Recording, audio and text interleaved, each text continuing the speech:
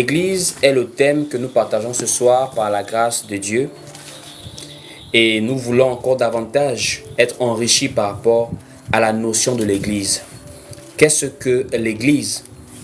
Puisque beaucoup connaissent l'Église de façon brève. L'Église, ce sont les frères et sœurs. L'Église vient du mot ecclésia, qui vient du hors d'eux. C'est bien, c'est pas faux. C'est pas faux. Pour être l'Église aujourd'hui, il faut que nous connaissions en profondeur qu'est-ce que l'Église. Parce que l'apôtre Paul pouvait dire que l'Église est l'appui et la colonne de la vérité. Nous devons avoir la vérité sur ce que nous sommes en tant qu'Église. Et je veux d'abord qu'on commence par ce petit passage qui montre que l'Église est la colonne, l'appui de la vérité. Prenons tous le livre de 1 Timothée, chapitre 3 au verset 15. Je voudrais que nous lisions tous 1 Timothée, chapitre 3 au verset 15. Il est écrit ici dans 1 Timothée, chapitre 3 au verset 15. Mais, à partir du verset 14, 14 à 15, voilà. Il est écrit ici: je t'écris ces choses avec l'espérance d'aller bientôt vers toi. Mais, afin que tu saches, si je tarde, comment il faut se conduire dans la maison de Dieu, qui est l'Église du Dieu vivant, la colonne et l'appui de la vérité. On dit l'Église du Dieu vivant, qui est la colonne et l'appui de la vérité. Ça veut dire que nous ne pouvons pas être Église, nous sommes dans l'ignorance. Nous ne pouvons pas être dans l'Église, nous sommes encore voilés de beaucoup de choses. Nous ne pouvons pas être Église, nous ne sommes pas dans la vérité. L'Église est la colonne et l'appui de la vérité.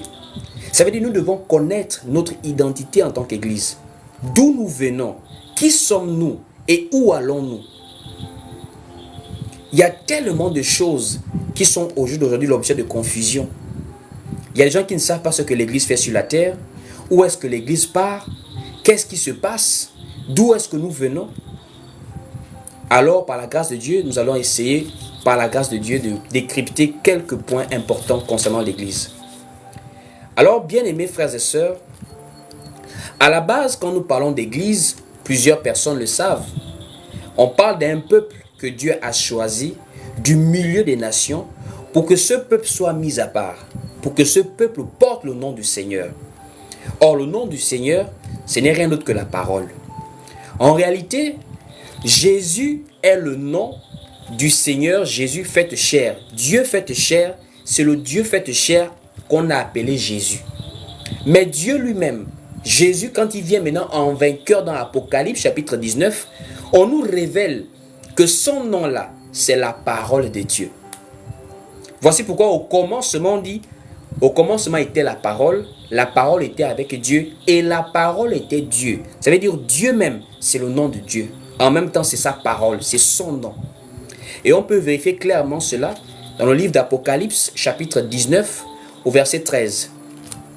Allons-y tous prendre Apocalypse, chapitre 19, au verset 13. Il est écrit ici, si nous voulons bien comprendre, on peut même prendre à partir du verset 11. Apocalypse 19, au verset 11 à 13, il est écrit ici: puis je vis le ciel ouvert, et voici parut un cheval blanc. Celui qui le montait s'appelle fidèle et véritable, et il juge et combat avec justice. Au verset 12, ses yeux étaient comme une flamme de feu. Sur sa tête étaient plusieurs diadèmes, et il y avait un nom écrit que personne ne connaît si ce n'est lui-même. Au verset 13, et il était revêtu d'un vêtement teint de sang. Son nom est la parole de Dieu. Donc le nom de Dieu, c'est la parole. Ça veut dire, frères et sœurs, quand nous parlons d'église, nous parlons d'un peuple qui porte la parole. Parce que dans le livre de Actes, chapitre 15, au verset 14, il est écrit que Dieu a d'abord jeté le regard sur les nations pour choisir du milieu d'elles un peuple qui porta son nom. Or, le nom du Seigneur, le nom de Dieu, c'est révélé dans Apocalypse chapitre 19 au verset 13. On nous dit son nom est la parole de Dieu. Donc quand nous disons nous sommes église, ça veut dire nous portons la parole de Dieu. Qu'est-ce que ça veut dire nous portons la parole de Dieu? Ça veut dire nous vivons cette parole devant les païens. Nous représentons cette parole par nos vies devant les non-croyants. Voici pourquoi l'apôtre Paul pouvait dire, nous sommes des lettres. Des lettres écrites par Dieu, mais lues par les hommes. Ça veut dire la parole de Dieu est visible, est lisible, est remarquée par l'Église qui vit et qui porte cette parole sur la terre. Alors cette Église-là, d'où vient-elle? Il est facile de dire l'Église au jour de la Pentecôte, mais avant la Pentecôte, l'Église là, ça vient d'où? Puisque l'Église, c'est le nom qu'on donne à un peuple qui devient la maison de Dieu. Attention, il faut bien comprendre la chose. L'Église, c'est le nom qu'on donne au peuple qui porte la parole du Seigneur. Puisque dans Actes, on ne dit pas Dieu a jeté les regards sur les nations pour choisir du milieu d'elles l'Église. Ce n'est pas ce qu'on dit. On dit Dieu a jeté les regards sur les nations pour choisir du milieu d'elles un peuple. Or, nous ne sommes pas le premier peuple avec lequel Dieu traite. Avant vous, avant moi, Dieu a toujours traité avec un peuple. Ça veut dire, si on parle de l'Église en termes de peuple, il faut maintenant commencer à aller voir très loin derrière et ne pas se limiter à la Pentecôte. Parce que pour plusieurs, l'Église en tant que peuple de Dieu commence le jour de la Pentecôte. Alors que l'Église a un aspect prophétique depuis même dans Genèse. On va aller pas à pas pour comprendre qu'est-ce que l'Église en termes peuple de Dieu. Qu'est-ce que l'Église en termes maison de Dieu. On va aller pas à pas. Frères et sœurs, quand nous parlons d'Église, c'est un peuple. Mais ce peuple-là représente quelque chose spirituellement. Ce quelque chose, c'est le corps du Christ qui est un temple saint dans le Seigneur. Physiquement, nous sommes là, vous et moi, mais spirituellement, nous représentons quelque chose. Et cette chose-là, c'est une maison, c'est un temple que nous sommes spirituellement. Voici pourquoi aujourd'hui, quand nous disons nous sommes église, ce n'est pas un endroit physique. L'église, c'est une entité spirituelle. L'église est un édifice spirituel. Parce qu'aujourd'hui, Dieu n'habite plus dans des édifices, dans des maisons, dans des bâtiments faits de mains d'hommes. Il habite maintenant dans un corps spirituel, dans une maison spirituelle. Et c'est ce que nous sommes en tant qu'église. Allons-y posément comprendre ça.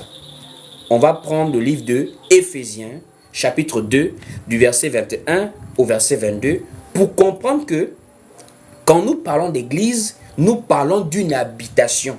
Nous parlons d'un temple. Quand nous parlons d'église, l'église, ce n'est pas le bâtiment. L'église est un temple spirituel. Allons-y lire Éphésiens 2, à partir du verset 21. Éphésiens chapitre 2, du verset 21 à 22, il est écrit ici. En lui, tout l'édifice bien coordonné s'élève pour être un temple saint dans le Seigneur. Au verset 22, en lui, vous êtes aussi édifiés pour être une habitation de Dieu en esprit. Une habitation de Dieu en esprit. Ça veut dire Dieu réside au milieu de nous spirituellement parce que nous formons tous un temple spirituel. Et l'apôtre Pierre va confirmer cela en disant, ce temple spirituel-là, il est conçu par des pierres, mais vivantes. Voici pourquoi quand on parle d'église, on parle des individus, mais qui forment ensemble un édifice parce que nous sommes des pierres, mais vivantes. Or, la pierre n'est pas un être vivant. Dans la nature, nous avons des êtres vivants et des êtres non vivants. Le caillou est un être, au même titre que la plante, au même titre que l'être humain. Mais le caillou est un être non vivant, un être inanimé. On va maintenant prendre dans le livre de 1 Pierre chapitre 2 pour voir comment l'apôtre Pierre nous appelle pierre vivante. 1 Pierre chapitre 2 à partir du verset 4. 1 Pierre chapitre 2 à partir du verset 4. Il est écrit ici: approchez-vous de lui, pierre vivante, rejetée par les hommes, mais choisie et précieuse devant Dieu. Et vous-même, comme des pierres vivantes, édifiez-vous pour former une maison. L'apôtre Pierre dit, mais vous, comme des pierres vivantes, ça veut dire nous participons à la construction du corps de Christ spirituellement, mais nous sommes et pourtant des êtres humains. Mais spirituellement, nous sommes une maison. Il dit ici, et vous-même, comme des pierres vivantes, édifiez-vous pour former une maison spirituelle. Nous sommes une maison spirituelle. En tant qu'Église, nous sommes une maison. Mais bien aimés frères et sœurs, Dieu n'a pas toujours résidé dans un corps spirituel. Voici pourquoi je dis, si on parle d'église, il faut aller regarder l'église sous l'aspect de maison de Dieu. Or, la maison de Dieu, c'est le lieu où Dieu réside. Mais Dieu n'a pas toujours résidé que dans un corps spirituel. Dieu a résidé autrefois ailleurs. C'est ce ailleurs-là maintenant qu'il nous faut aller regarder pour voir d'où vient cette affaire de maison de Dieu. Parce que quelqu'un qui ne connaît pas qu'est-ce que la maison de Dieu, il ne peut pas réaliser ce qu'il est en Christ, quoi. Voici pourquoi la vie chrétienne de nos jours est d'une légèreté pas possible. Les gens ne réalisent pas ce que c'est qu'être la maison de Dieu. Être maison de Dieu, c'est être un lieu saint, un lieu propre, un lieu consacré. Mais aujourd'hui, les gens ne savent pas, ils ne vivent pas la foi qu'il faut vivre en étant maison de Dieu. Pour les gens, je suis chez moi, je vais à l'église dimanche. Donc chez moi, je peux vivre comme je veux. Alors que quelqu'un qui a conscience qu'il est maison de Dieu, il ne va pas prendre sa vie à la légère. Parce que tu prends conscience que tu es un endroit sacré.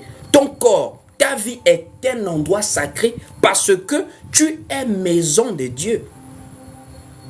Or, l'affaire des maisons de Dieu, là, si tu veux comprendre comment ça se passe, on va maintenant répartir un peu derrière. On répare un peu dans Genèse pour te montrer comment est-ce que ça a commencé l'affaire de Dieu. Avant que Dieu ne réside dans un temple spirituel que nous sommes, Église, Dieu a résidé d'abord dans un temple physique. Avant qu'aujourd'hui, nous disons Dieu est dans l'église, c'est-à-dire c'était un peuple mis à part. Dieu était d'abord où? Il était au milieu de Jérusalem, au milieu d'Israël, dans un temple physique. Le temple de Jérusalem. Frère, ce temple-là, on ne jouait pas avec cet endroit.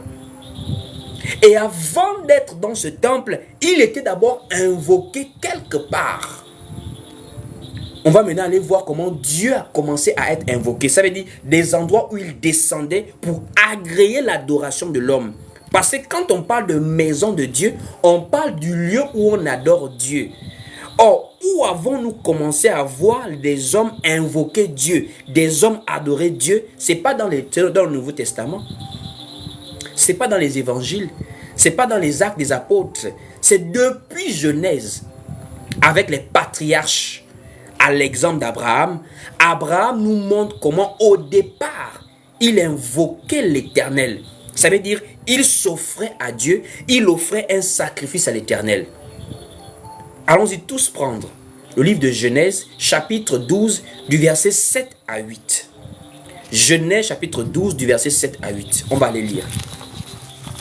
Genèse, chapitre 12, du verset 7 à 8. Il est écrit ici dans Genèse 12, du verset 7 à 8. L'Éternel apparut à Abraham et dit, « Je donnerai ce pays à ta postérité. » Et Abraham bâtit là un autel à l'Éternel qui lui était apparu. On dit Abraham bâtit là. un autel. Or, c'est sur l'autel qu'on déposait l'offrande. Or, le fait de déposer l'offrande était la manière d'invoquer l'Éternel et d'adorer l'Éternel. Autrefois, on descend au verset 8. On nous dit ici au verset 8, l'Éternel apparut, voilà.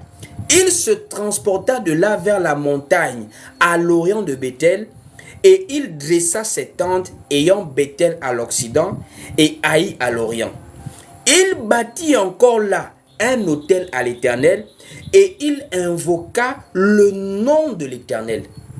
Donc, nous aujourd'hui là, on se réunit quelque part, dans des maisons, dans des bâtiments, dans des endroits, des carrefours, pour invoquer le nom de l'Éternel, pour l'adorer, adorer le Seigneur Jésus-Christ là. Avant que ça ne se passe là, Abraham, c'était sur des hauts lieux. Ça veut dire qu'il n'y avait pas un endroit précis où on adorait Dieu. Il n'y avait pas un endroit précis où on connaissait que là, c'est la maison de Dieu. C'était l'autel qu'il fallait dresser, qu'il fallait bâtir afin d'invoquer l'Éternel. Et c'est là où Dieu maintenant se manifestait et il agréait l'offrande. C'est comme ça que ça avait commencé. C'était sur des hauts lieux. Voici pourquoi, même lorsque Dieu envoie Abraham pour offrir Isaac, c'est sur une montagne que Dieu lui-même va indiquer à Abraham. Alors qu'aujourd'hui, ce n'est plus sur des montagnes, mais à l'époque, le sacrifice qui était la représentation de Christ à la croix, Dieu va conduire Abraham dans le pays de Morija, sur une montagne que Dieu lui-même va indiquer à Abraham. Donc à l'époque, quand on parlait d'invoquer l'Éternel, c'était sur des hauts lieux. Avant que nous on parle des maisons de Dieu en tant qu'église aujourd'hui, ça a commencé sur des hauts lieux où on invoquait le nom de l'Éternel. Et on peut lire ça dans Genèse chapitre 22, dès le verset 1er. Genèse 22, à partir du verset 1er.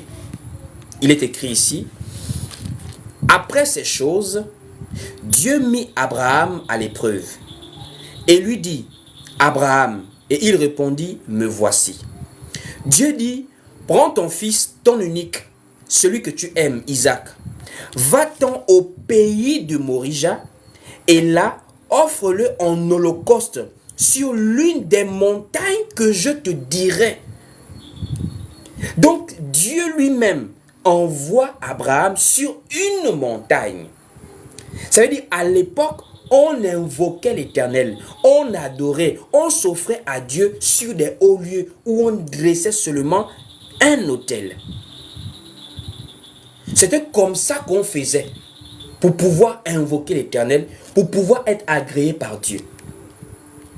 L'adoration a quitté comme ça, c'est maintenant arrivé dans un temple. Comment l'adoration s'est déplacée des hauts lieux pour le temple? Qu'est-ce qui s'est passé, frère? Tu ne peux pas connaître Dieu aujourd'hui sans savoir comment est-ce que ça s'est passé autrefois.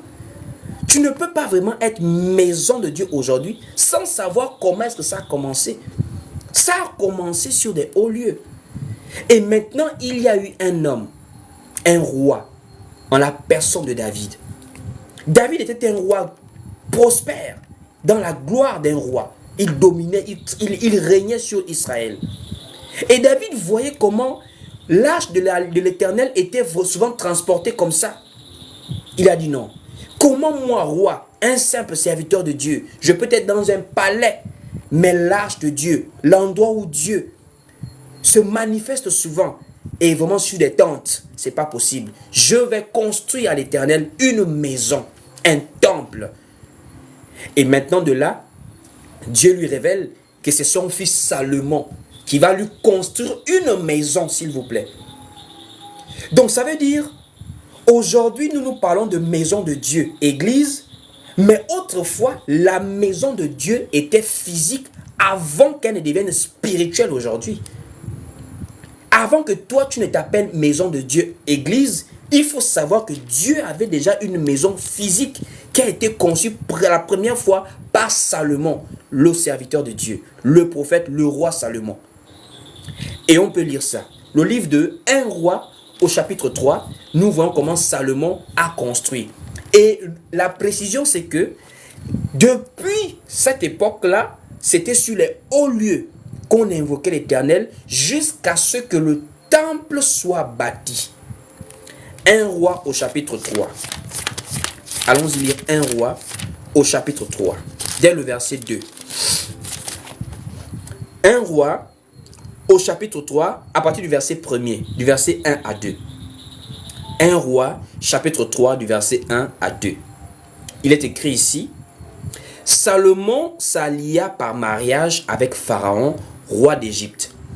Il prit pour femme la fille de Pharaon, et il l'amena dans la ville de David jusqu'à ce qu'il eût achevé de bâtir sa maison, la maison de l'Éternel et le mur d'enceinte de Jérusalem.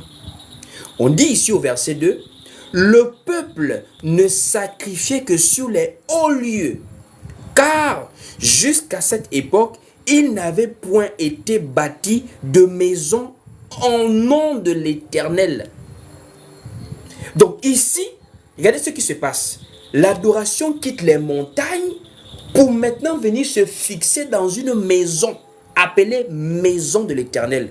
Ça veut dire que c'était maintenant dans la maison physique, le temple de Jérusalem, où on invoquait maintenant le nom de l'Éternel. Voici pourquoi toute l'adoration, les lois cérémonielles étaient fixées par rapport à un lieu, le lieu saint, appelé le temple de Jérusalem, le sanctuaire. Le sanctuaire. Voici pourquoi même quand on parlait des dîmes, des offrandes, tout ceci était lié au temple. Les dîmes là, c'était au temple de Jérusalem que l'on donnait ces dîmes là. Voici pourquoi on appelait également ça dans Malachie la maison du trésor. Il ne devait pas manquer la nourriture là-bas. C'était là-bas le lieu d'adoration.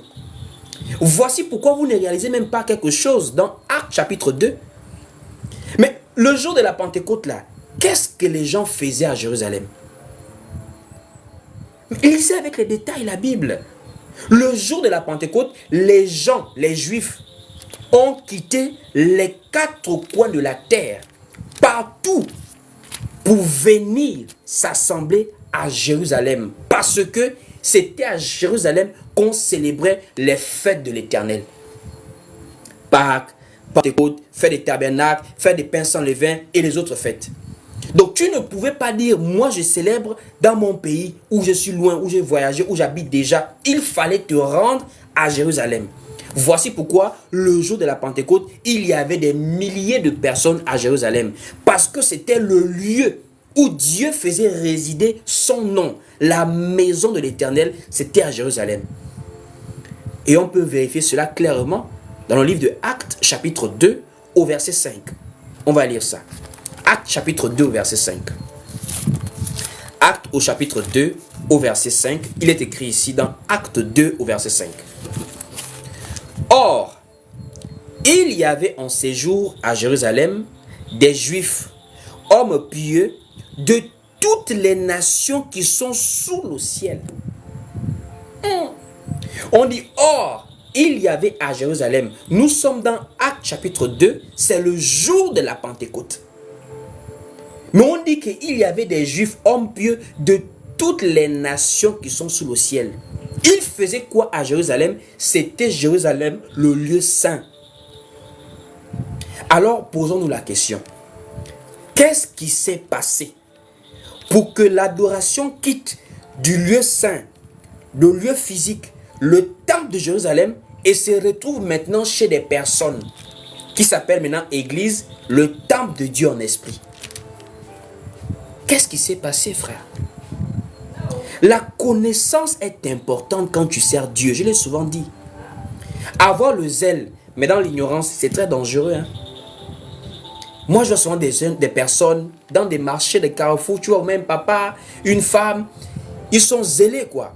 On va servir Dieu, l'enfer, répentez-vous, beaucoup de choses. C'est bien, c'est louable, c'est appréciable. Il faut encourager l'évangélisation.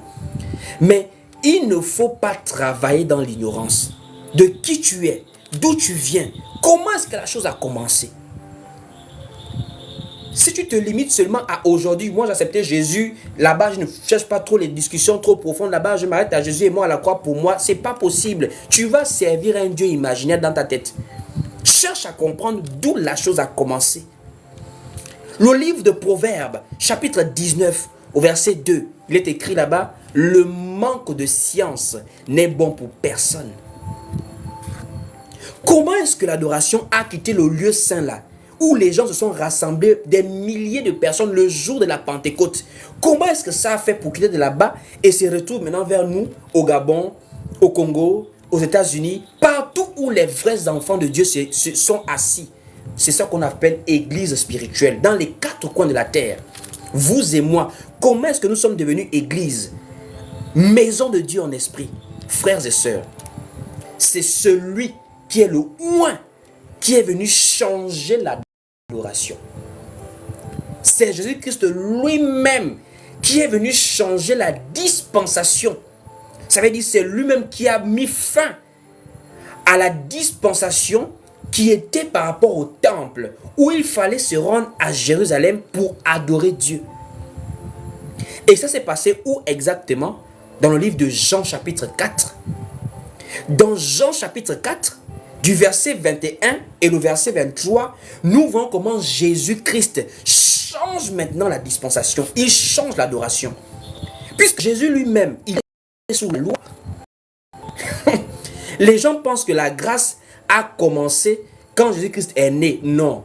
La grâce a commencé quand Jésus-Christ est parti à la croix. Voici pourquoi le voile du temple s'est déchiré. Quand il a dit tout est accompli, il est venu accomplir la loi. Ça veut dire il est venu fermer la loi pour maintenant ouvrir la grâce. Voici pourquoi le livre de Romains dit Christ est la fin de la loi pour la justification de ceux qui croient par la foi. Ceux qui sont justifiés par la foi. Donc l'adoration quitte le temple de Jérusalem pour maintenant devenir une adoration spirituelle dans l'église, corps de Christ, par des pierres vivantes que nous sommes en Jésus-Christ. Jésus-Christ lui-même l'a déclaré. Il n'a pas dit l'heure est, il a dit l'heure vient. Pourquoi Jésus-Christ dit l'heure vient alors qu'il pouvait dire l'heure, puisqu'il était déjà là, il était en face de la femme samaritaine. Mais il dit l'heure vient. Et elle est déjà venue. Pourquoi l'heure vient? Parce que c'est à la croix que la dispensation a changé. Et à la croix, on ne se retrouve plus dans le temple, on se retrouve maintenant en plein air pour prêcher la parole. On se retrouve maintenant dans des maisons pour prêcher la parole. On se retrouve maintenant dans des écoles, comme dans Acte 19, Paul prêche aux gens dans une école. Parce que l'adoration a changé. Dieu ne se fait plus adorer dans un temple physique, il se fait maintenant adorer dans un temple spirituel qui est l'église, vous et moi. Allons-y voir Jean chapitre 4 au verset 21 et au verset 23. On va lire ensemble. Jean au chapitre 4, verset 21 et au verset 23. Il est écrit ici, « Femme, lui dit Jésus, crois-moi, l'heure vient où ce ne sera ni sur cette montagne, ni à Jérusalem que vous adorerez le Père. Oh mon Dieu. » Regardez comment Jésus-Christ parle avec la femme. Il dit, l'heure vient où ce ne sera ni sur cette montagne, ni à Jérusalem. Pourquoi Jésus-Christ prend ces deux aspects-là? Pourquoi il parle de montagne? Pourquoi il parle de Jérusalem?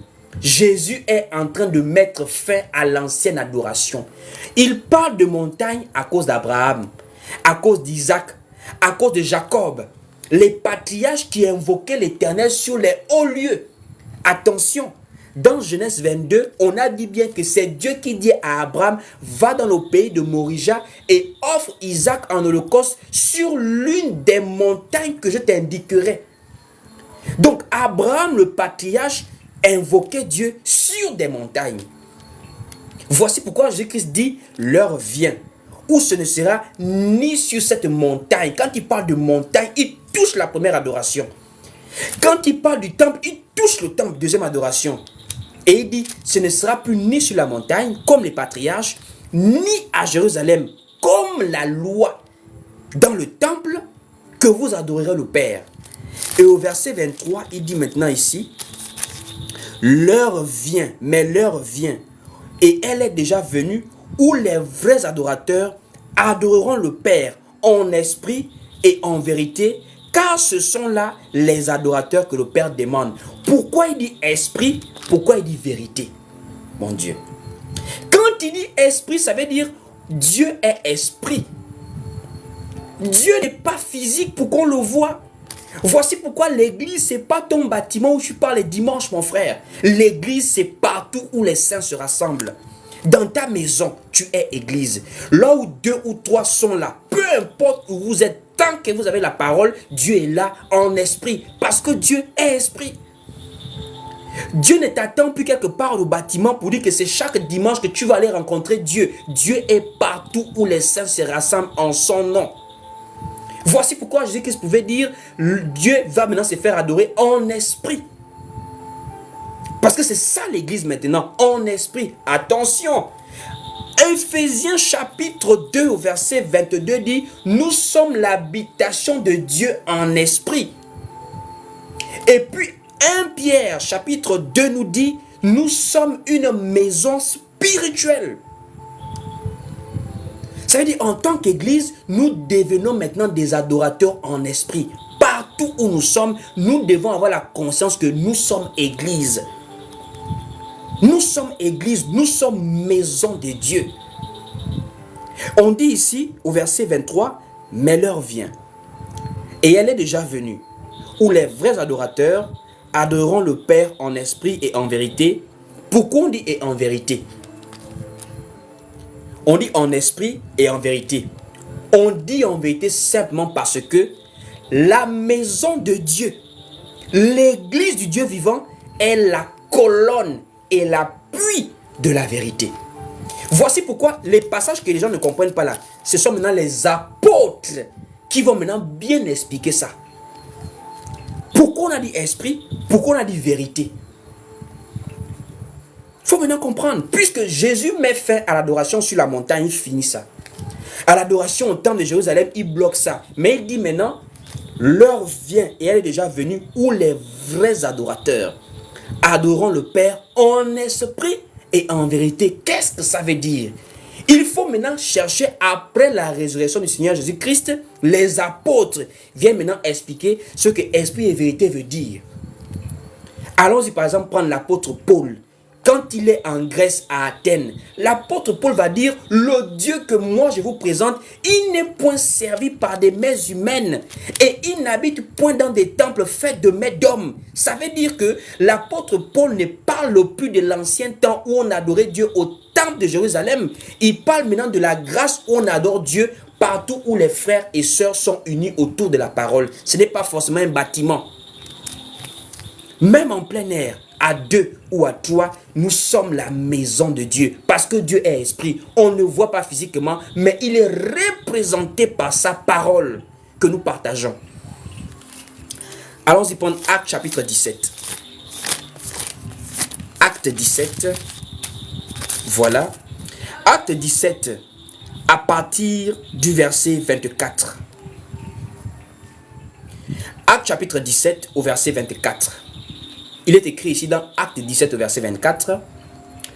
Le Dieu qui a fait le monde et tout ce qui s'y trouve, étant le Seigneur du ciel et de la terre, n'habite point dans des temples faits de mains d'hommes.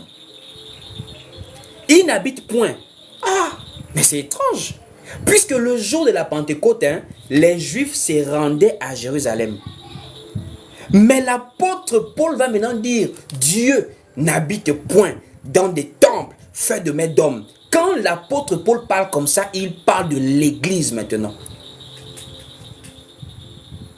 Il parle de l'église parce que l'église, ce n'est pas un temple physique. L'église est une maison spirituelle qui est formée par les pierres vivantes que nous sommes. Nous qui croyons au Seigneur Jésus-Christ et qui marchons selon sa parole. Donc en esprit veut dire, ce n'est plus à Jérusalem où il faut aller. Aujourd'hui, la religion a créé un business touristique en Israël. Chaque année, les chaînes chrétiennes que vous connaissez là, les chaînes africaines là, Béni TV, EMC, quoi c'est, LMTV. Ils organisent des voyages et ça crée maintenant quelque chose de psychologique chez les chrétiens de l'Afrique de l'Ouest là-bas. Je dois partir à Jérusalem. Je dois aller marcher où Jésus a marché. Je dois aller au Jourdain. Mais Jésus vous dit, hein, l'heure vient où ce ne sera plus à Jérusalem. Attends, c'est moi qui lis mal la Bible ou quoi? Jésus dit, hein, l'heure vient où ce ne sera pas à Jérusalem que vous adorez le Père.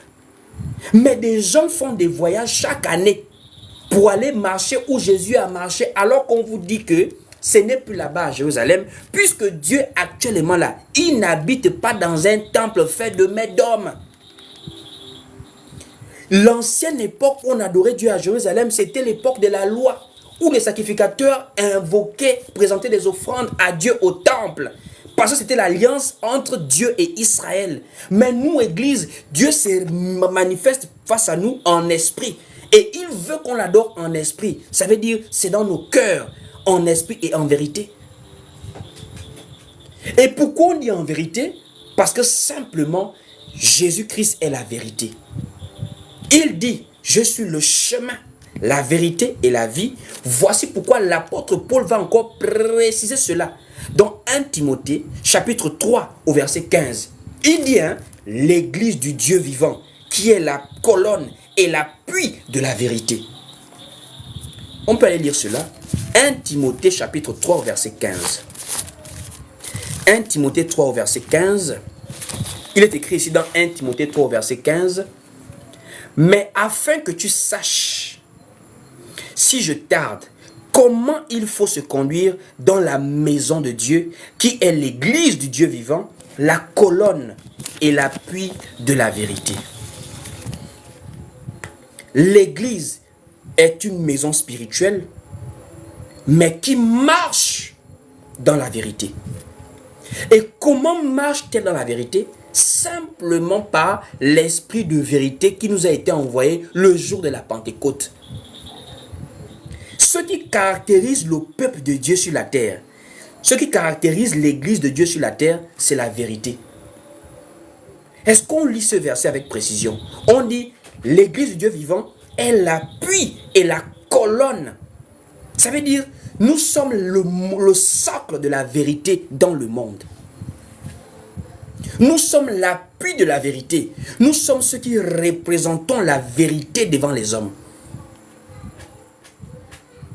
Voici pourquoi le livre de 1 Timothée là nous dit, la volonté de Dieu, ce que Dieu veut, est que tout homme soit sauvé et parvienne à la connaissance de la vérité. La connaissance de la vérité. Et c'est le problème aujourd'hui. Parce qu'en tant qu'Église, nous sommes ceux qui représentons la véritable parole du Seigneur devant les hommes. Et aujourd'hui, l'Église, en tout cas les dénominations, se sont écartées de la vérité par rapport aux enseignements. Quand on parle de vérité, on ne parle pas de, je ne sais pas, c'est écrit sur les visages des gens. On parle de la parole du Seigneur. La parole du Seigneur. Puisque Jésus dit, il est le chemin, la vérité et la vie. Ce Jésus-là, il est parti. On le revoit maintenant sous la forme du Saint-Esprit. Voici pourquoi c'est sa parole maintenant sur laquelle nous nous appuyons. Puisque l'apôtre Paul va dire, Jésus de la chair, on ne le connaît plus de cette manière. Comment reconnaissons-nous maintenant Jésus? On le reconnaît maintenant par sa parole. Ça veut dire, c'est sa parole qui nous conduit en tant que peuple. Si tu dis que tu es église, tu ne peux pas être église avec les émotions, avec des préférences psychologiques. Tu es église parce que tu t'appuies sur la vérité. Alors le véritable problème aujourd'hui, c'est que nous ne savons plus vraiment qui est église de Dieu. Parce qu'en réalité, nous sommes maintenant émotionnels. Nous ne sommes plus paroles. Nous sommes maintenant émotionnels. Nous n'avons plus la vérité pour appui. À l'église primitive, c'était la parole de Dieu qui primait au-delà même des sentiments. C'était la parole de Dieu qui primait au-delà même des émotions. Au-delà même de la société, aujourd'hui, nous sommes influencés par la société. Ça veut dire quoi? Ce qui est normal dans le monde est maintenant forcé dans l'église. L'église maintenant accepte la normalité du monde, alors que nous sommes l'appui et la colonne de la vérité. Regardez maintenant les assemblées des dénominations. Quand on parle de l'église en tant que peuple de Dieu, premièrement, l'église est une mission. L'église est une mission. Nous sommes en travail sur la terre. Nous ne sommes pas sédentaires. Jésus, quand il part, il laisse ce qu'on appelle un coup d'envoi. Il dit, allez, faites de toutes les nations des disciples. Il dit dans le livre de Marc, allez et prêchez la bonne nouvelle à toute la création. Et il dit dans le livre de Actes, chapitre 1er, vous serez mes témoins jusqu'aux extrémités de la terre. Et il dit dans Matthieu chapitre 24, verset 14, cette bonne nouvelle du royaume sera prêchée dans le monde entier pour servir de témoignage. Regarde un peu ta vie. Est-ce que en tant qu'enfant de Dieu, en tant qu'église que tu te prétends être, tu as encore la conscience que nous sommes en travail pour faire des nations des disciples? Aujourd'hui, les gens travaillent maintenant pour les dénominations. On ne travaille plus pour faire des nations des disciples. Puisque un disciple à la base, c'est quelqu'un qui suit les enseignements des maîtres. Nous sommes les disciples du Seigneur. Jésus envoie des personnes vers nous, des serviteurs vers nous, des apôtres, des prophètes vers nous, pour nous enseigner sa parole, pas leur parole. Aucun homme de Dieu, aucun serviteur de Dieu n'a été envoyé pour prêcher sa propre parole à lui. Les envoyés de Dieu ne sont que des instruments que Dieu utilise pour enseigner sa parole à lui. Voici pourquoi, dans le livre de Jean, chapitre 17, Jésus dit, Père, je te prie pas seulement pour eux, mais pour ceux qui croiront en moi par leur parole. Ça veut dire quoi? La parole des envoyés de Dieu n'est rien d'autre que le message que Dieu lui-même leur donne pour le peuple. Quel est le message du Seigneur? Quelle est la parole du Seigneur? Voici les appuis scripturaires. Dieu nous donne les textes écrits pour que ces textes-là puissent nous servir de témoins quand nous prêchons la parole. Les Écritures nous servent de témoins. Puisqu'à la base, remarquez dans les évangiles, quand on parle des prophètes, on ne dit pas il est écrit, on dit le prophète a dit. Remarquez. C'était des livres, hein? On dit le livre du prophète Ésaïe. On dit le prophète Daniel. Ça veut dire quand on voit ta prédication, on doit voir l'apôtre Paul. On doit voir l'apôtre Pierre. On doit voir l'apôtre Jean. Est-ce qu'aujourd'hui, quand nous voyons les enseignements dans les assemblées là, est-ce que les apôtres sont des témoins de nos prédications? Est-ce que vraiment Paul peut s'asseoir aujourd'hui en 2024 dans des églises que nous voyons aujourd'hui là? C'est-à-dire il est assis et il dit Amen à la prédication des pasteurs aujourd'hui. Est-ce que Paul peut s'asseoir? Est-ce que vraiment Pierre peut venir s'asseoir en 2024, regarder les femmes chrétiennes aujourd'hui? Pierre. Est-ce que vraiment Pierre peut s'asseoir pour dire voilà mes sœurs chrétiennes en 2024? Les apôtres ne nous témoignent plus. Puisque ce qui est enseigné est contradictoire à ce qui est scripturaire. Or, nous enseignons selon les Écritures. C'est ce que la parole nous montre, que nous enseignons selon les Écritures. C'est ça, être dans la vérité.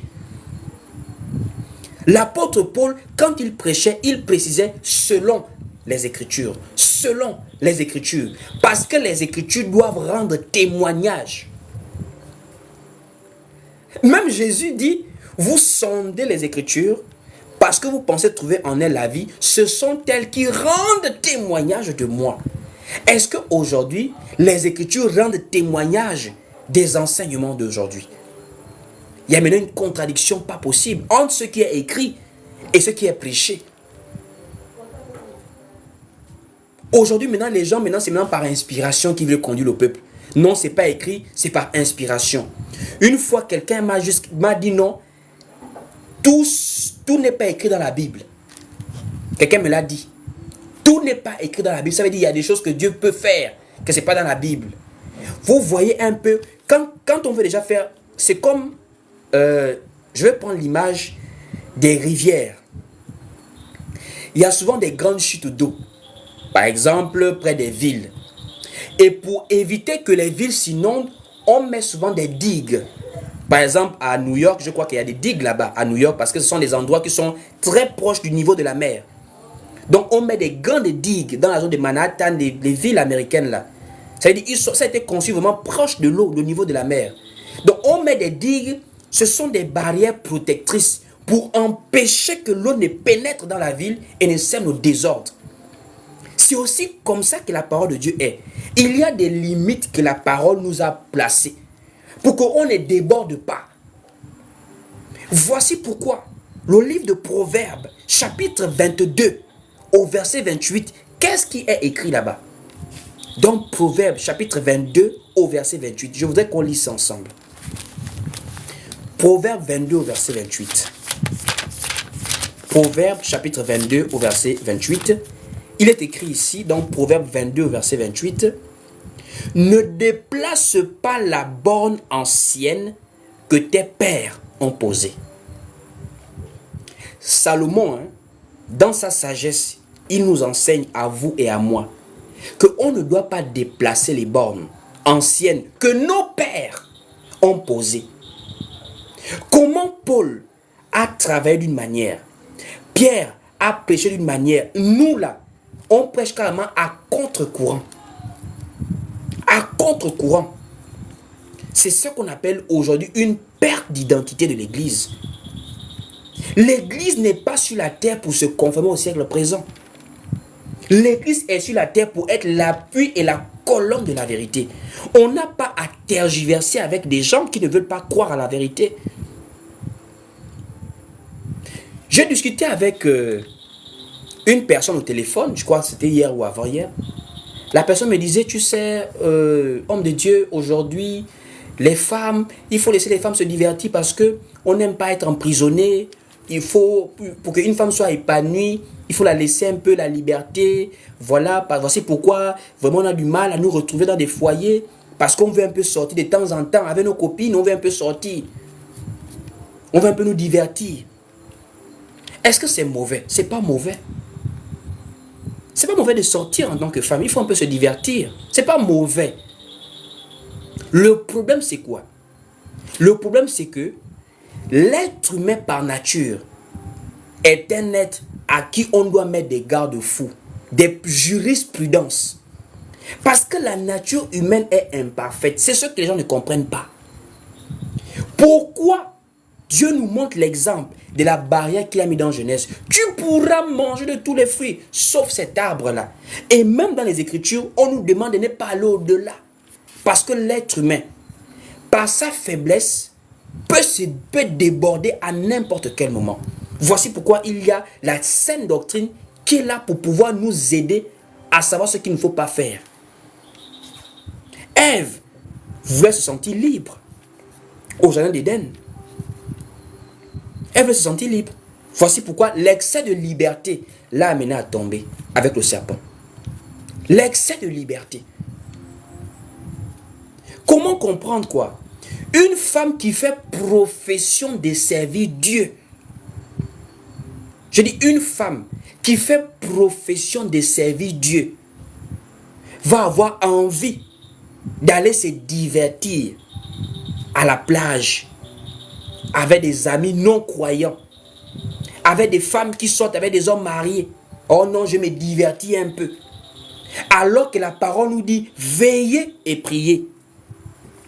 Quand on dit veille, ça veut dire quoi? Ta chair est faible. Pour ne pas tomber, il y a des choses que tu vas devoir t'imposer. La foi est une affaire de discipline. C'est vrai que nous ne sommes pas sauvés par les œuvres. Mais nous devons faire remarquer la différence entre église et monde. Mais nous aujourd'hui quoi? On a comme une sorte de liberté que l'on cherche dans la foi. Une liberté qui peut être dangereuse pour nous-mêmes. Mais Dieu est comme un père naturel. Pourquoi nos pères avant nous, on avait une éducation très rigoureuse? Pour ceux qui ont grandi en Afrique, 17 heures, tu ne peux plus être dehors. Tu fais quoi dehors? 17 heures, tu la jettes dans la maison. Pourquoi? On ne connaissait pas pourquoi papa était dur comme ça. C'est en étant devenus grands nous-mêmes, adultes, des pères de famille, que l'on réalise les raisons pour lesquelles papa nous donnait souvent des limites. Il connaît que le dehors est dangereux. Même si tu crois que non, moi je vais éviter, tu n'as pas encore l'expérience de ce qui se passe dehors. C'est comme ça dans la foi. Même Boaz a dit à Ruth de ne pas aller glaner dans d'autres champs. Mais nous aujourd'hui, on veut un excès de liberté. Pourquoi? Nous ne sommes plus différents. Quand on parle d'église, on parle du monde. Aujourd'hui, prêcher aux femmes de s'habiller d'une manière décente, mais tu es l'homme le plus détesté. Quelqu'un met en commentaire, toi, ta femme, elle n'est pas heureuse. Hein. Elle est comme une esclave parce que tu l'as quoi? Mais je dis, mais ça, c'est qu'il faut être malade. En quoi est-ce que protéger la femme la rend malheureuse? En quoi est-ce que protéger la femme la rend malheureuse? Montrer les dangers par rapport à certaines choses, frères et sœurs. Regardez nos enfants aujourd'hui. Dans des foyers chrétiens, regardez comment les enfants se comportent. On n'a plus une identité en fait. Or, quand on parle de l'église, on parle d'un peuple qui a été mis à part. Quand nous parlons que nous sommes église, nous devons marquer une différence entre l'église, peuple de Dieu, et les non-croyants. Il doit y avoir une différence. L'église ne peut pas ressembler au monde, ce n'est pas possible. L'église de Dieu ne peut pas ressembler au monde. Puisque ressembler au monde veut dire se conformer à ce monde. Quand on parle de Ève, on parle de quelqu'un qui est sorti d'Adam. Ça veut dire qu'elle ressemble à Adam. Adam a identifié en elle l'os de ses os, la chair de sa chair. De la même manière, Christ doit identifier en nous ce qui sort de lui. Ce qui sort de lui. L'église a été sortie de Christ de la même manière que Ève a été sortie d'Adam. Je répète, l'église a été sortie de Christ de la même manière que Ève a été sortie d'Adam. Or, si nous sommes sortis de Christ, quelle est maintenant notre ressemblance à Christ? Quel est maintenant notre ADN qui vient de Christ? Quel est maintenant le fruit que nous portons qui vient de Christ? Il faut examiner ta vie en tant qu'église. Tu ne peux pas te complaire dans le mal et dire que parce que tu es humain. Non, non, non. La Bible nous enseigne dans le livre de Proverbes que la crainte de l'Éternel, c'est la haine du mal. Quand on craint Dieu, on se détourne du mal. C'est pas possible de craindre Dieu et aimer le mal. Or, aujourd'hui, nous avons l'impression que ça ressemble typiquement à l'église de Laodicée. Dans l'église de Laodicée, le reproche qui est fait, c'est l'esprit du mélange. On n'est plus ni chaud ni froid. Hein? Aujourd'hui, voir un chrétien, on est complètement mélangé. Mélangé dans tout ce qu'on fait. Même jusqu'à des pasteurs, on a maintenant des pasteurs cool. Des pasteurs jeunes. Des pasteurs vraiment cool, quoi. Alors que quand tu es un berger, tu es d'abord un modèle. Tu es un père. Tu es un conducteur. Ta vie ne t'appartient pas. Nous on a maintenant des pasteurs cool. C'est pas mauvais. Mais il y a des choses que ta responsabilité ne te permet pas de faire. Regardez les présidents de la République. Un président de la République, c'est un citoyen comme tout le monde. Mais la fonction de président l'amène à se comporter comme étant le père de la nation. C'est le premier citoyen de la nation. C'est un exemple, un modèle. Sa vie est un modèle. Sa vie est un exemple. Mais nous aujourd'hui là, on a maintenant des citations païennes. Oh non, je ne regarde pas les gens. Ma vie c'est pas pour plaire aux gens. Effectivement, tu ne vis pas pour les gens. Mais sache que en tant qu'enfant de Dieu, en tant que serviteur de Dieu, ta vie ne t'appartient pas aussi. Ta vie appartient au Seigneur. Voici pourquoi l'apôtre Paul pouvait dire, ce n'est plus moi qui vis, c'est Christ qui vit en moi. Ce n'est plus moi qui vis, c'est Christ qui vit en moi. Si c'est Christ qui vit en toi, quelle est maintenant l'attitude que tu as par rapport à ce Christ qui vit en toi. Beaucoup d'entre nous, qui nous appelons hommes de Dieu ou encore enfants de Dieu, les gens sont devenus des occasions de chute, même pour les païens, même pour les gens qui veulent venir dans la foi. Musique chrétienne, musique mondaine, il n'y a plus de différence. Il n'y a plus une différence remarquable. Habillement chrétien, habillement païen, il n'y a plus une différence remarquable. On aime déjà ce qui est mondain dans l'église de Dieu. Quand on parle de l'église, on parle de différence. Nous parlons de lumière du monde. Ce n'est pas Jésus dans la bouche qui est lumière du monde. Non, non, non. La parole de Dieu se vit. Elle ne se parle pas seulement à la bouche. On ne doit pas s'arrêter à proclamer Jésus de nos lèvres. Mais on doit voir Jésus par nos vies. Jésus aujourd'hui là, on le voit dans la vie de son peuple. On le voit dans la vie de son peuple. Tu ne peux pas servir de maître. Ce n'est pas possible. Même dans les relations, tu ne peux pas aimer deux personnes. Voici pourquoi on finit toujours par s'attacher plus à l'un qu'à l'autre. C'est comme ça aussi spirituellement. Tu ne peux pas en même temps, toi, aimer la musique du monde, aimer les louanges. Toi, aimer les boîtes de nuit, aimer les assemblées chrétiennes, les réunions d'assemblée, c'est pas possible. Tu vas finir par t'attacher à un. Parce qu'en voulant jouer au double jeu, tu finis par créer l'hybridation. Et Dieu n'aime pas l'hybridation. Les mêmes yeux qui lisent la Bible, ce sont les mêmes yeux qui passent du temps à regarder les novellas TV où des gens font que s'embrasser, des gens qui ne sont pas mariés, des tromperies, des adultères, des impudicités. Des gens prennent plaisir à visionner des choses mondaines alors que les regards doivent se fixer sur la parole. On peut s'amuser de façon saine, mais de nos jours, le monde est tellement pollué que le seul moyen pour s'amuser dans ce monde, il faut forcément se conformer. En tant qu'église, regarde ta vie. Regarde un peu ta vie. Est-ce que véritablement dans ton cœur, tu te sens enfant de Dieu? Je ne parle pas devant les gens. Devant les gens, nous sommes tous enfants de Dieu. Je dis dans ton cœur, est-ce que tu te sens enfant de Dieu? La parole nous dit que l'Esprit de Dieu rend témoignage à notre esprit que nous sommes enfants de Dieu. C'est un enseignement qui exhorte en même temps pour te dire, prends conscience de qui tu es. Tu es maison de Dieu. Dans le temple de Jérusalem, on ne plaisantait pas là-bas.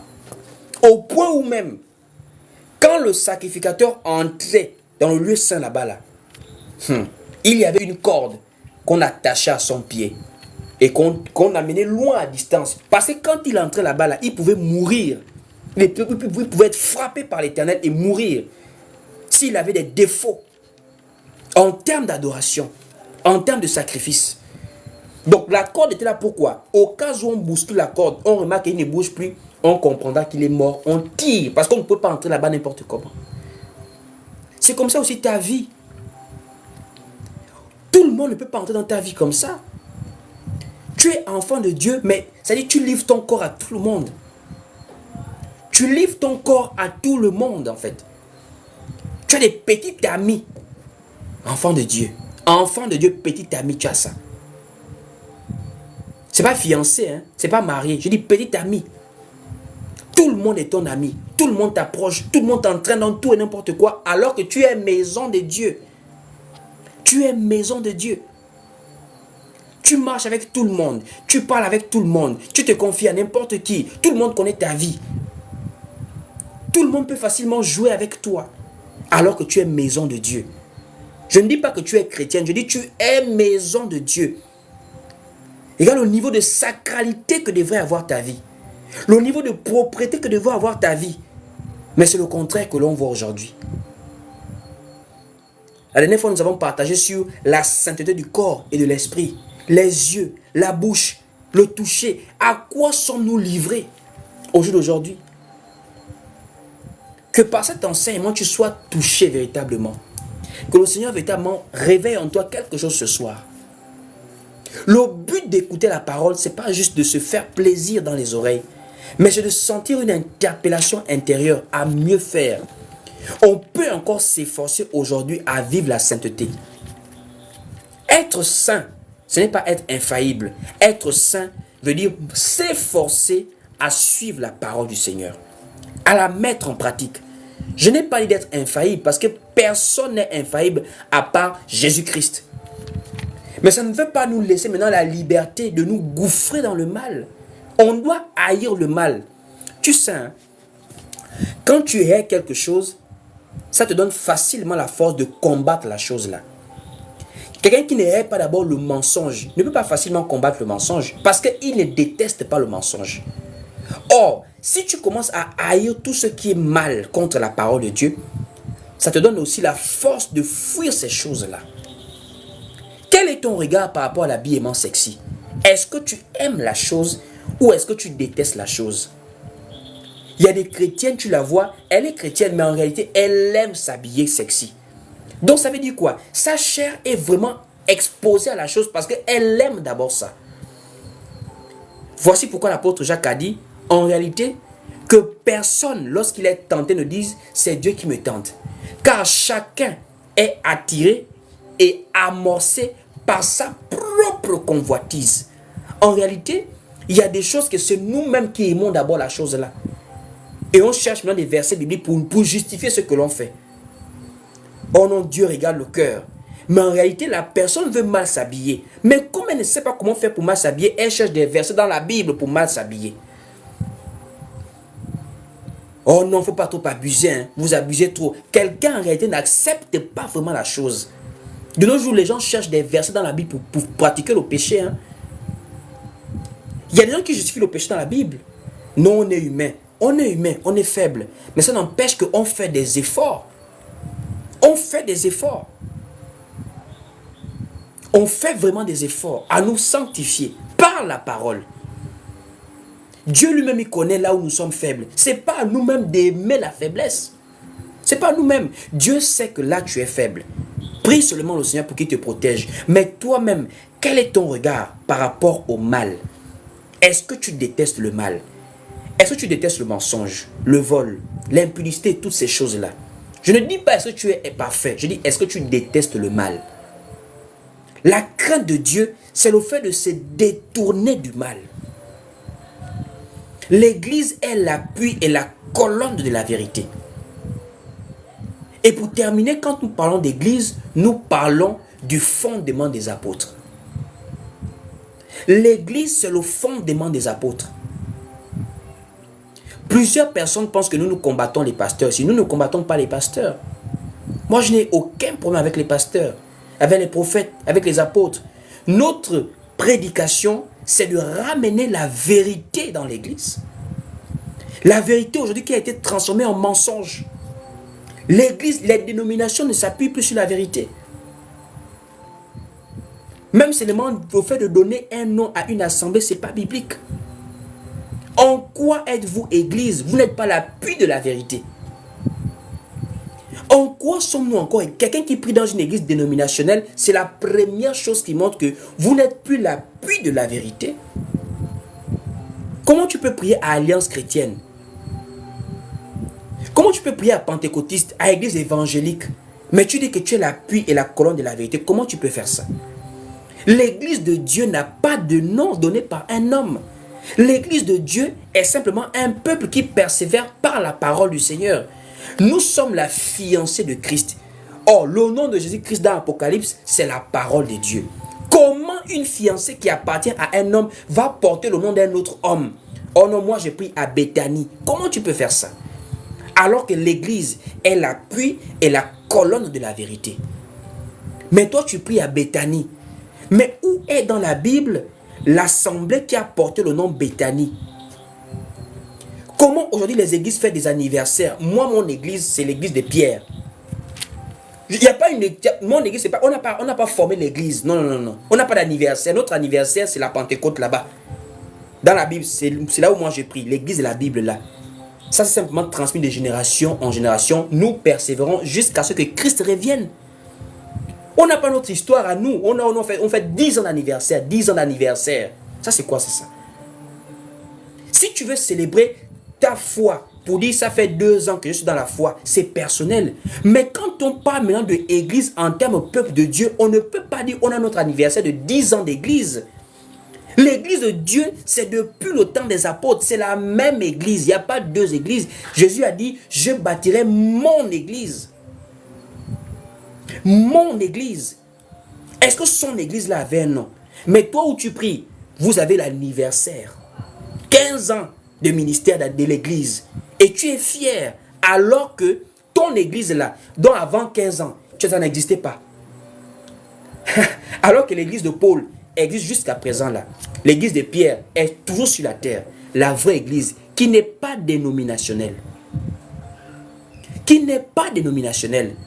Les uns sont morts, d'autres ont continué jusqu'à ce que Christ va revenir. L'église n'appartient pas à un homme. L'église appartient à Christ. Les hommes passent, mais la prophétie continue. Si Christ dans 100 ans, il n'est pas encore revenu, nous allons partir. L'église va continuer sur la terre jusqu'à ce que Christ revienne. Mais comment toi, ton église a une date d'anniversaire? L'église n'est plus l'appui et la colonne de la vérité. La vérité n'est plus prêchée. C'est maintenant des appartenances.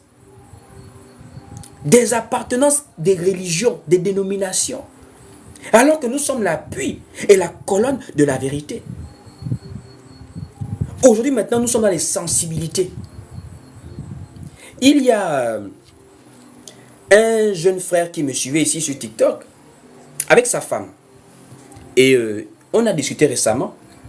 Lui, vous savez, il y a des gens sur TikTok ici, ils viennent dire Amen aux prédications qui les arrangent. Mais les prédications qui ne les arrangent pas, oh non là, ce frère, sur ce point-là, je ne suis pas d'accord avec toi. Sur ce point-là. Mais frère, je ne te demande pas d'être d'accord avec moi. Je demande d'être d'accord avec la parole. Si la parole, si ce que je dis est anti-parole, viens me le montrer. Et leur point, c'est sur la polygamie. Le point de ce couple-là, c'est sur la polygamie. Ça veut dire qu'ils me font comprendre que non, comment tu peux dire que la polygamie, c'est pas un péché? C'est biblique. Il me pose la question, comment est-ce que je dis que la polygamie, c'est pas un péché? Ça veut dire que pour lui, la polygamie, c'est pas bien, c'est un péché. Il n'a pas un verset biblique qui condamne la polygamie, mais il veut que moi, je condamne la polygamie. Je dis, est-ce que vous comprenez mes propos? Je n'encourage pas la polygamie. Jamais je n'ai encouragé la polygamie. Je ne peux même pas encourager quelqu'un à être polygame. Parce que la polygamie, là, n'était pas au commencement. Au commencement, il y avait Ève et Adam. On est clair là-dessus. Et Jésus avait ramené les apôtres au commencement. Au commencement, il n'en était pas ainsi. Le mariage du commencement, c'est la monogamie. Un homme et une femme, on est clair là-dessus. Mais actuellement, nous ne sommes pas au commencement. Nous sommes dans le monde après le péché d'Adam et Ève. Et dans ce monde-là, la polygamie a été permise par Dieu. C'est pas que la polygamie est encouragée. La polygamie a été permise parce que ça fait partie du monde après la désobéissance. Est-ce que là, c'est pas assez clair? Mais pour eux, comme les pasteurs sont unanimes qu'on ne doit pas parler de la polygamie, on veut nous imposer ça. Il y a des choses, même nous-mêmes qui prêchons, on regarde comme, ah Seigneur, mais comme c'est la vérité, on ne peut pas aller contre la vérité. Dieu n'a pas interdit la polygamie. On ne peut pas interdire la polygamie. Ça ne veut pas dire qu'on encourage à la polygamie, jamais. Comment tu vas être polygame, sachant que la polygamie n'est pas quelque chose de facile? Je ne pense pas qu'il y ait une femme qui peut accepter naturellement d'être polygame. Je ne pense pas. C'est difficile pour la femme. Une femme qui aime, partager l'homme qu'elle aime avec une autre femme, c'est pas facile. Mais dans la Bible, la parole nous enseigne que Dieu lui-même a établi ça bien en Israël. Au point de dire à quelqu'un que si tu prends une autre femme, il faut respecter bien les unes et les autres. Tu ne dois pas négliger le devoir conjugal, la nourriture, le vêtement. Exode 21, verset 10. Est-ce que c'est moi qui a permis cela? Dans la nouvelle alliance, on ne parle pas d'interdiction de la polygamie. La seule personne à qui on interdit la polygamie, c'est l'évêque. Pourquoi on précise l'évêque doit être mari d'une seule femme? Pourquoi est-ce qu'on dit l'évêque doit être mari d'une seule? Pourquoi on précise une seule? C'est un sous-entendu. C'est un sous-entendu qu'il peut avoir d'autres qui ont deux femmes. Mais l'évêque doit avoir une seule femme.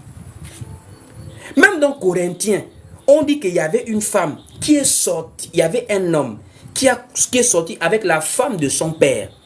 On n'a pas dit sa mère, on a dit la femme de son père. Donc on ne sait pas si son père était polygame ou sa mère était morte. Il a pris une autre qui est devenue la marâtre, la belle-mère.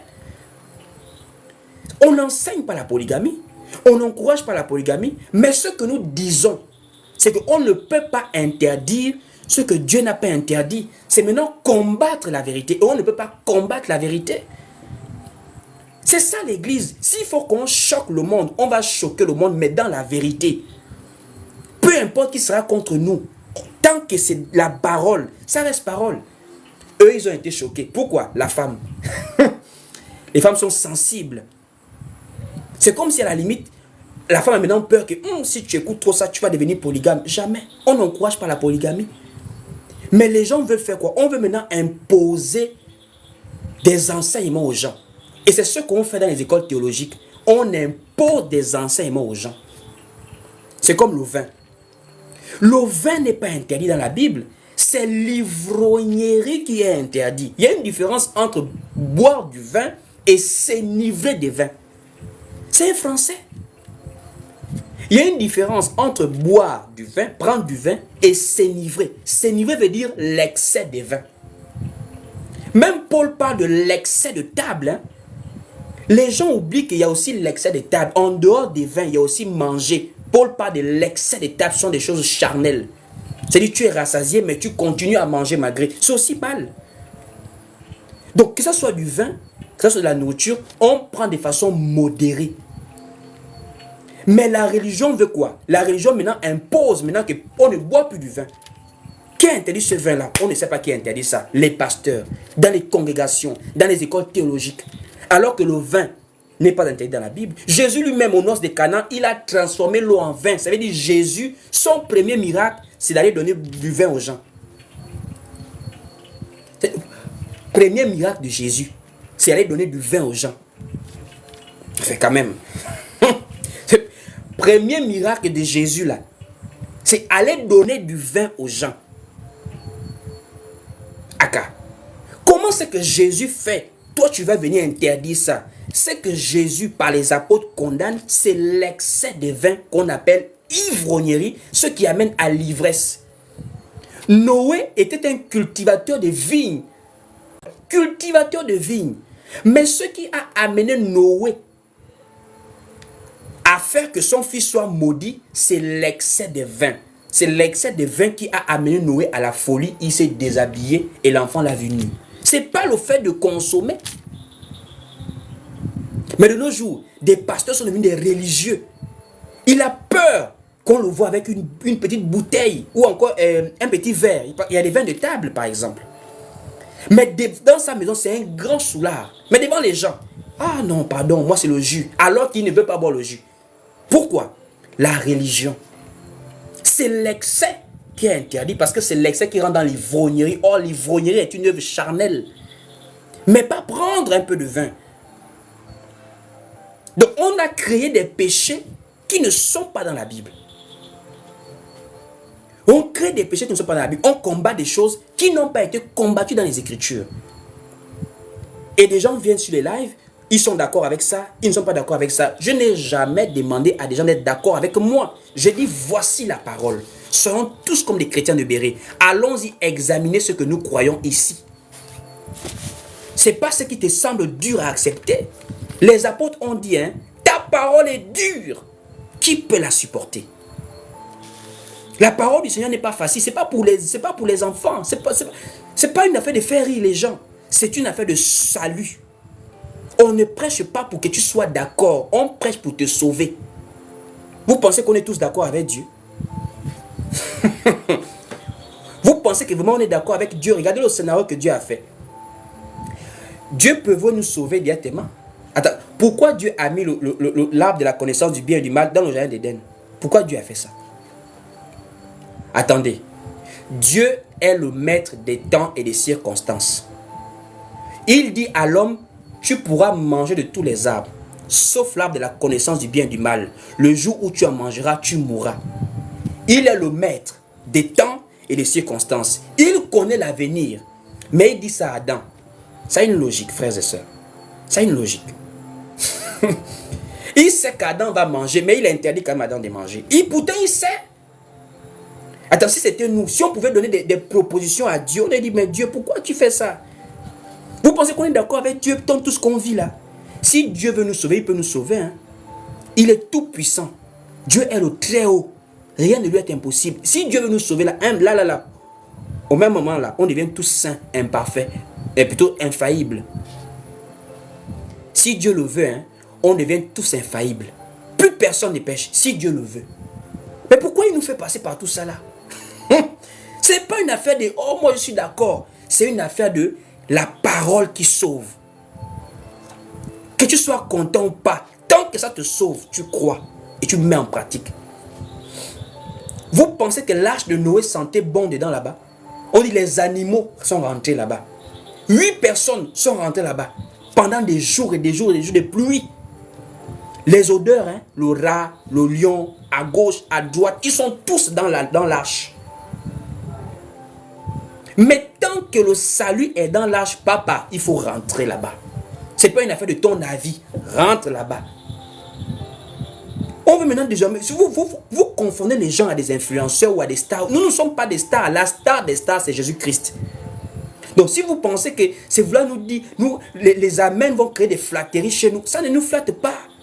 Tu es d'accord, tu n'es pas d'accord, tant que c'est la parole de la vérité qui sauve, on va prêcher. Parce que le système des écoles théologiques impose des enseignements. Là-bas, pas des vins. Là-bas, polygamie c'est un péché. Ils ont fait de la polygamie un péché. Alors que la polygamie est une pratique permise par Dieu à cause du péché d'Adam et Ève. Les conséquences du péché là. C'est après le péché qu'on a commencé à avoir des 2 femmes. Mais ce n'est pas qu'on encourage. Le vrai mariage en réalité c'est un homme et une femme. Mais ne venez pas nous faire créer péché où il n'y a pas péché. Oh la Sainte Seine, il faut prendre ça avec le jus. Le repas du Seigneur, ça avec les jus. Hein? Alors que dans la Bible on parle du vin. Jésus prie du vin. Mais vous dans les églises vous prenez du jus. Comment est-ce qu'on peut devenir comme ça?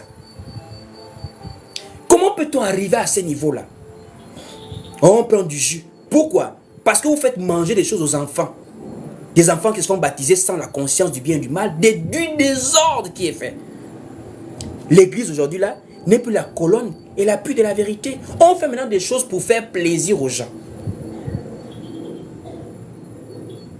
Des choses pour faire plaisir aux gens. Quand on dit l'église est l'appui et la colonne de la vérité, ça veut dire quoi, frères et sœurs? Ça veut dire tout ce que nous faisons, on doit trouver un appui biblique. On doit trouver des appuis bibliques dans tout ce que nous faisons. On doit trouver la vérité dans tout ce que nous faisons, frères et sœurs. Même si nous sommes faibles. Vous savez, il y a une différence entre la faiblesse et la volonté du cœur. Quelqu'un qui fait quelque chose par volonté du cœur, c'est plus la faiblesse, c'est maintenant un choix. Désobéir volontairement à la parole de Dieu, c'est plus faiblesse, c'est un choix, frères et sœurs. Revenons à la parole. Soyons véritablement église. Sortons des systèmes qui ont créé un autre évangile. Il y a ma soeur qui est sur le live, je crois qu'elle est encore sur le live, j'ai discuté avec elle. J'ai apprécié son approche. Elle m'a vraiment dit, ah papa, frère, je veux vraiment discuter avec vous. Elle est venue, on a discuté, on s'est appelé. Elle a été honnête pour dire non, moi je lance le feu aux sorciers, aux démons. Je lui ai dit, tu lances le feu aux démons. Pourquoi? Elle me dit, ah, c'est parce que dans la Bible c'est écrit, on n'a pas à lutter contre la chair et le sang, mais contre des esprits. J'ai dit, c'est bien. J'ai apprécié son approche. Elle a été honnête. Je vois qu'elle est sur le live, c'est un monsieur encore là. J'ai vraiment apprécié. J'ai dit, c'est bien ma soeur. Maintenant, je lui ai posé une seule question. Je lui ai dit, hein, pour faire combat spirituel, là, faire la guerre en esprit, il y a des armes, n'est-ce pas? Il y a des armes. Les militaires, naturellement, ils ont des carabines, ils ont des fusils, ils ont beaucoup des armes. Tu reconnais que spirituellement aussi, nous avons des armes, n'est-ce pas? Elle m'a dit oui. Je dis, tu reconnais que les armes spirituelles du chrétien, là, c'est dans Éphésiens, n'est-ce pas? Elle m'a dit oui. Je dis, amen, ma soeur. Ça, je suis d'accord avec toi. J'ai dit, bon, maintenant, est-ce que tu as le verset où le feu fait partie des armes du chrétien dans Éphésiens? Puisque tu lances le feu, donc le feu est une arme que tu lances. Maintenant, j'ai une question. Où est le feu dans les armes spirituelles?